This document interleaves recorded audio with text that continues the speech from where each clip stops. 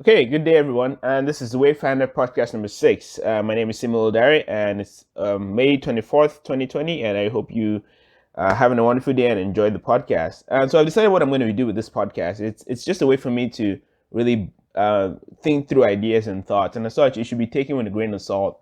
Everything that I discuss here hasn't been fully vetted out, but a lot of it has. And again, so that's why any sort of comment or criticism should be taken with the understanding that this is just a way of thinking. And that's what I sort of discovered in our time. We take our podcasts and our sort of commentary sources too seriously, and then we don't take the news as seriously enough. And the news and the president is calling news fake news and things like that. And it's not it doesn't make any sense because the news is what we make commentary about. So if the news isn't trustworthy, then all the commentary is just BS at that point, right? And such. I sort of want to live in a world where the news is taken seriously, and then we all sort of have our own takes on it, and that's okay. I love me a good hot take, but again, they should be taken with the fact that if we don't trust our news sources, all our hot takes are just BS. Anyway, so to begin this podcast, and today's podcast is about spiritual health and spirituality, and sort of how I see it now. I go about it. I'm a Christian, so I'm going to talk about that primarily, but I'm going to also talk about different spiritual practices that I've found to be very useful and that I sometimes even take from. I'm a Christian who also sees the value in agnosticism because the grand hypothesis of Christian faith is that there is in fact a heaven and that God rose from the dead and God as man, Jesus Christ rose from the dead. And that's quite a phenomenal story if you really think about it. And but again, we can't really find that out right now, but that's something that we'll find out in the final analysis. And I'm willing to be patient enough to find that out at the right time. Well, anyways, before I begin this podcast, I'm going to read an excerpt from "This Is Water" by David Foster Wallace, and it's just beautiful because David Foster Wallace touches on a very phenomenal idea that to live in the world as a human being, you need some kind of faith guide, a spiritual guide. Maybe it doesn't come from Christian faith, or maybe it comes from agnosticism, maybe it comes from atheism, but you need to have a guide through life. Otherwise, you're going to be unmoored. Anyways, so here it goes. This is from David Foster Wallace. Because here's something else that's weird but true. In the day-to-day trenches of adult life, there's actually no such thing as atheism. There's no such thing as not worshiping. Everybody worships. The only choice we get is what to worship, and the compelling reason for maybe choosing some sort of God or spiritual type thing to worship, be it JC or Allah, be it Yahweh or the wicked mother goddess or the Four Noble Truths or some inviolable set of ethical principles, is that pretty much anything else you worship will eat you alive. If you worship money and things, if they are where you tap real meaning in life, then you will never have enough. Never feel you have enough. It's the truth. Worship your body and beauty and sexual allure, and you will always feel ugly. And when time and age start showing, you will die a million deaths before they finally grieve you. On one level, we all know this stuff already. It's been codified as myths, proverbs, cliches, epigrams, parables, the skeleton of every great story. The whole trick is keeping the truth up front in daily consciousness. Worship power, you end up feeling weak and afraid, and you will need ever more power over others to numb you to your own fear. Worship your intellect, being seen as smart, you will end up feeling stupid, a fraud, always on the verge of being found out. And this is one that Dave for a while sort of struggled with because he was a very, very smart dude.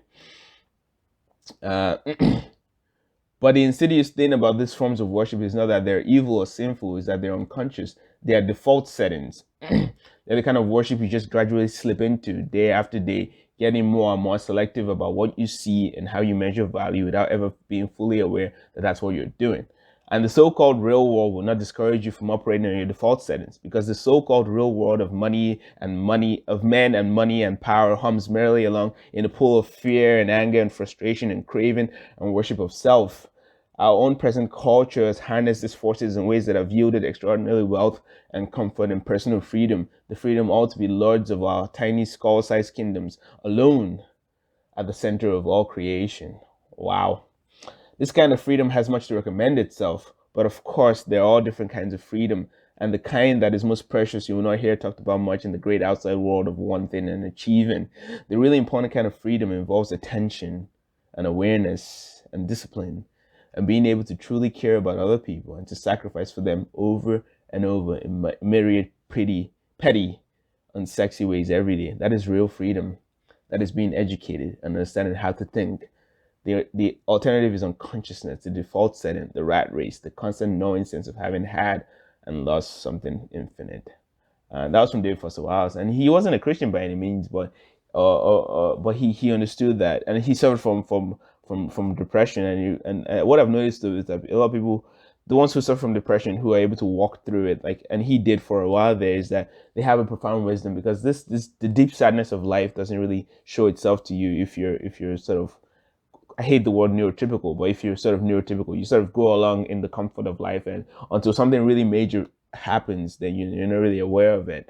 Abraham Lincoln was the same way. He suffered from a deep depression, and that gave him a deep, profound wisdom because he worked through it. And anyways, the reason why I read that is because David Foster Wallace points out a great point, is that, like I said earlier, we need spiritual guides through life, and the ones who usually get there first are the ones who are suffering from some kind of deep depression, or suffer some sort of early life catastrophe. Is that you sort of realize that the world as such doesn't really, nature and sort of, there's a wonderful phrase, right? Man plans and God rolls the dice, and maybe it's not God for you, maybe it's nature, but it's that sometimes things are just going to happen arbitrarily in life, and you need something to moor yourself to, because the natural world itself doesn't quite really care about you. Pompeii happened, and there are earthquakes, and there's just catastrophe happening, so you need to moor yourself into something beyond the natural world, and essentially that's what it means to be spiritual. It's to understand that this world as such doesn't really quite care about you, and that you need to root yourself into something. I've chosen my Christian faith, and that's what I'll sort of get into, what it really means, and that even if you don't buy the sort of the resurrection and the transubstantiation of the body into, or the bread into the body, and the wine into the blood, or if you don't buy all that stuff, at least but the reading it as a great story. You can read, that's the thing about the Christian faith, you can read it as the holy text, or you can read it as a really great story. And if you read it as a great story, it teaches you profound wisdom, and it rivals the greatest stories that man has told themselves over time. And that's the thing about spirituality. It's taking our great stories and grounding them in ritual. And one of my favorite writers, Robert Pirsig, talks about something called RTA, RTA. It's that to go through life, we need rituals. But if our rituals get too rigid, they become a whip that we use to whip ourselves. And if they come too loosey goosey, then we're not grounded in them anymore. So we need this. We need ritual practices in our lives, and we all know this, right? We do things systematically. Even our favorite athletes have things that they do to get them into the game, into the mood. And if you see life as a sort of this infinite game that you play for a finite time, you realize that to play the game of life well, you need to have a ritual that you ground yourself in. I've chosen the Christian ritual, and that's my ritual. Anyways, so the first thing I'm going to talk about is the positive virtues that Christianity espouses. We call them the spiritual, the fruit of the spirits, and it's to be found in Galatians 5, and where Saint Paul talks about the fruits of the spirit that come from God, and they are love, joy, peace, patience, kindness, goodness, faithfulness, gentleness, and self-control. And these are wonderful things. I don't know how anybody can read those things and go, oh no, this is bad because they came from the Bible. Oh no, they're good things. And this is what we call virtue in the sort of the secular world, the agnostic world. Is this, we just call them positive virtuous character traits. And my hypothesis is that what spirituality really gives you, and the faith practice really gives you, is just a mechanism for practicing them. Like I said, ritual, right? So that's what I'm going to talk about next, is sort of what the Christian practice of this looks like. And that's the thing. So there's a part in the Bible where I think it's also, again, St. Paul was a great expositor of the Christian faith. So if you read the Bible, Christ didn't give many sermons. He gave one big sermon called the Sermon on the Mount, and then the whole rest of the New Testament is just the apostles preaching. They're the first preachers, right? They're doing exposition onto what it really means that Christ was talking about. And there's a part where it says, not by faith but by deed, but faith that works is empty. That's a paradox, right? It says, okay, so you can't get to heaven without faith, but if you don't work on your faith, then it's empty. And so you need to practice faith. And I'm going to talk about what exactly it means to practice faith in a Christian manner. So you can practice faith in many ways. You can practice faith as a Stoic. They have an idea called, they have different practices, but again, the Stoics sort of believe in Lady Fortuna. And by that, I mean just the arbitrary sort of chaos of life, and the fact that things are not always going to go your way. And you need to accept that, right? And the practice is called premeditatio malorum. It's where you sort of just think writ large, take an eagle eye view and just see how bad things could get for you at any point in time. And that's a practice. It's a spiritual practice. It's a faith practice that helps you develop the virtuous traits. And that's my hypothesis, is that virtuous traits, you can put yourself in a mood, in a sort of state where you're in a virtuous cycle, and that way love develops, joy develops, peace develops, patience develops, kindness develops. The fruit of the spirit are developed by practicing your faith.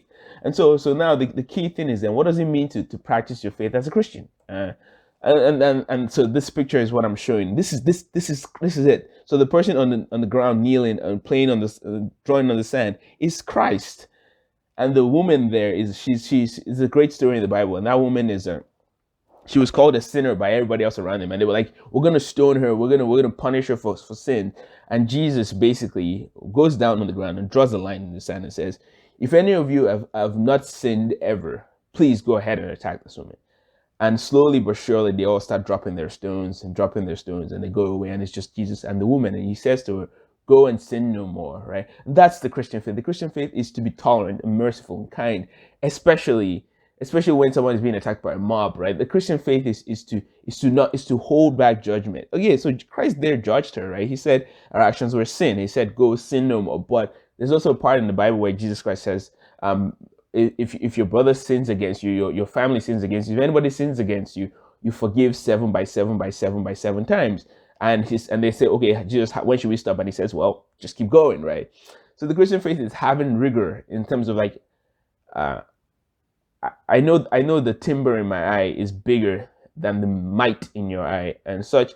I will handle my business. I would deal locally, right? I will watch the sins that I commit, and if anybody else commits sins, I will forgive.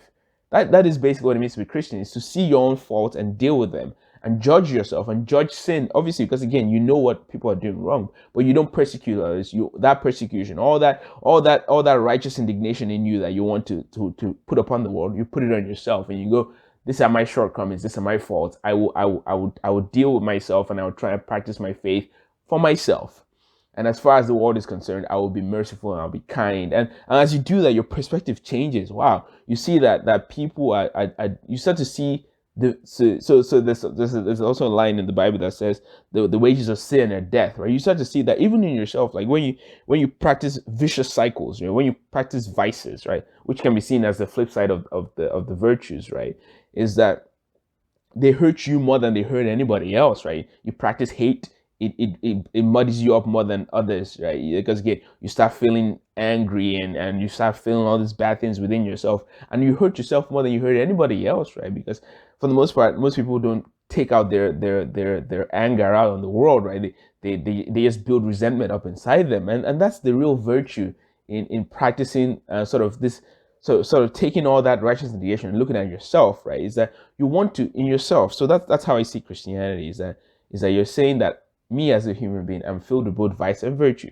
What I'm trying to do is separate the vice from the virtue and make it so that I can live in such a way that I am living in a virtuous cycle as opposed to a vicious cycle. That's it. And the way to do that as a Christian is to lower yourself, is to humble yourself. So Christ, so before Christ sort of goes to die on Calvary, well, that whole process is quite a long story, right?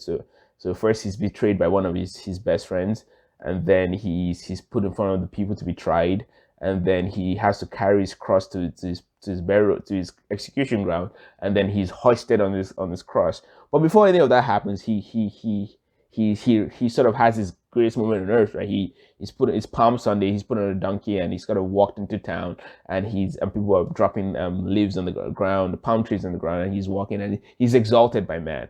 But as soon as he's exalted by the same people, he then gets persecuted and executed by the same people. It's quite fantastic of a story. But anyways, the in between of sort of the greatest moment on earth, and well, actually the greatest moment on earth is the ascension, right? But the greatest moment that the secular world will understand is sort of this being exalted by people, by them drop, because palm trees were very, very important things at the time. So they were dropping these palm trees for him. But in between there, Jesus has this moment where he meets with his disciples, right? And they're all disciples. I just mean they're just that word came after. They were just his best friends, his homies. And anyway, so what happens is that before he knows he's about to go be executed, right? And then what happens is that he starts washing their feet. To wash somebody's feet means that you've elevated them above you, and that's the Christian way. The Christian way is to elevate everybody else before you, right? And obviously, you elevate God above. By God, I mean sort of the good ethics, the good Christian ethical practices. You elevate that above society. That you should be willing to die for the practice of your faith. Is Christianity, but not the price of so the Crusades were wrong, right? Again, you shouldn't enforce your religion. You shouldn't enforce your faith, right? But you should be willing to die for the good ethical practices. But you should be willing to then elevate your neighbor above yourself, and that's what the Christ did. He washed the feet of his disciples, and he says, "Oh, I'm going to be gone. I'm going to be gone. I won't be around anymore. Let me show you. Let me show you what I want you to do. Let me show you what you should do. You should lower yourself and you should wash the feet, right?" Christ even said this once. It's like he was whenever he was talking and just sort of being right.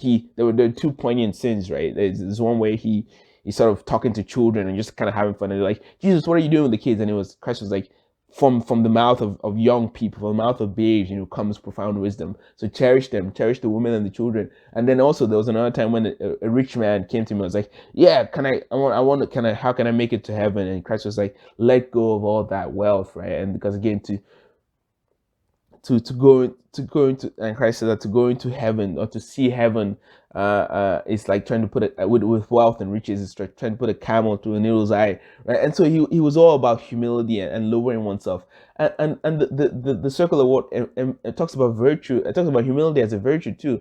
I, and that's the thing, right? Is that even if you don't buy the ascension and the resurrection and the ascension and the miracles and all that stuff, the ethos of the Christian spirit isn't about that. That was just the window dressing, right? The real ethos was a man God who's willing to lower himself. Even the birth of Christ, right, didn't happen in a palace. They were looking for the Jews were looking for the savior of the world to come on in shining glory, and he did come in shining glory, but in a manger, right? And that's the Christian way. The Christian way is to lower yourself before God and before the world, and to live, and that's what it means to be virtuous as a Christian. Anyways, that's it. That's the Christian way.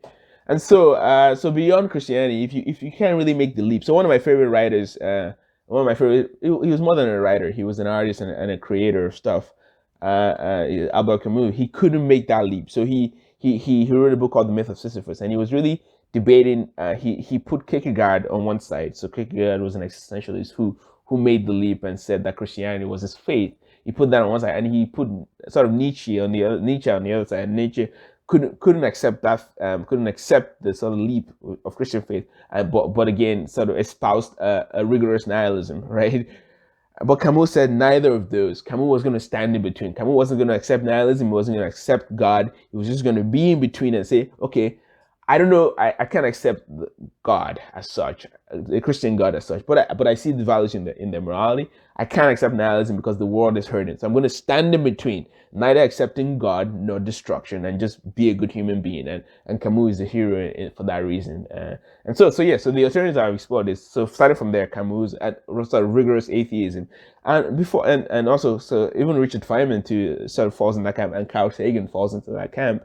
And agnosticism is just understanding, and that. So right now, I say the most prominent agnostic is Jordan Peterson. So he said he's a Christian in the sense that he hasn't accepted the sort of the faith as such, but he pulls on different faith traditions, and he's able to explain them quite brilliantly. So yeah, I think agnosticism is just accepting that there is sort of like chaos in the world. There's sort of, and Jordan Peterson is really good at seeing that chaos, and then beyond that, like I said, I've talked about Stoicism, sort of accepting Lady Fortuna, and sort of the arbitrariness of life, and knowing that you can still stand on your feet even in all that, right?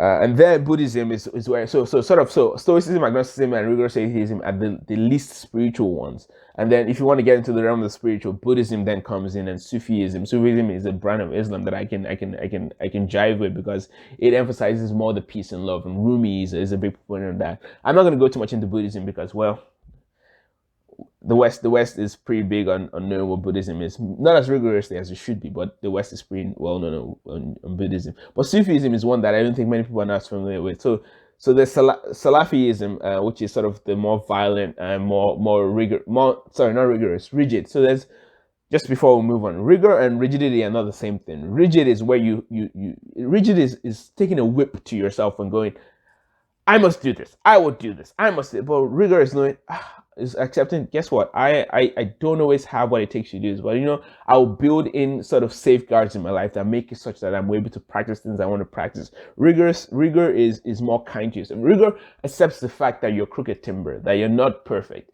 Rigidity tries to make you perfect. Rigidity says, I must be perfect. I will be perfect, and that's not the way to go. Rigor is going, here's my brokenness, here's my flaw.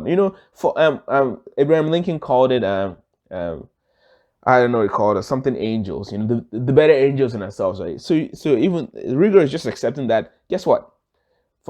Man is fallen, man is broken, man is crooked timber, man is part animal, man is part like that. That's just all rigor really is in terms of spirituality and faith, right? And yeah, and so Sufism is more rigorous, because if you read the poems of Rumi, he sees sort of what we are, right, and he accepts that, and Rumi accepts the Christ head, and he talks about the Christ head in a way that's quite profound. As opposed to Salafism, which is just rigid. You must do this. You must obey these rules. And it's very boxed in, and then that leads to sort of persecution of the other, right? And and then Judaism, I'm not going to go into because it's well trodden ground. But yeah, anyway, so there are three for the more spiritually inclined: Buddhism, Sufism, and Judaism. And then for the less spiritually inclined, and by that I mean sort of want to be more grounded in the real world of things, there's Stoicism, agnosticism, and rigorous atheism.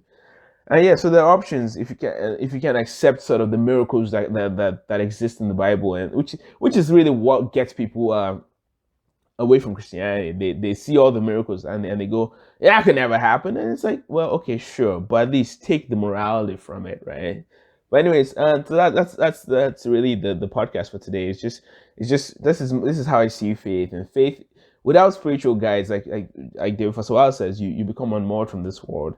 And I think Camus sort of presents that in the best ways. That you may end up in nihilism, and nihilism is a place to not be in, because nihilism becomes destructive, right?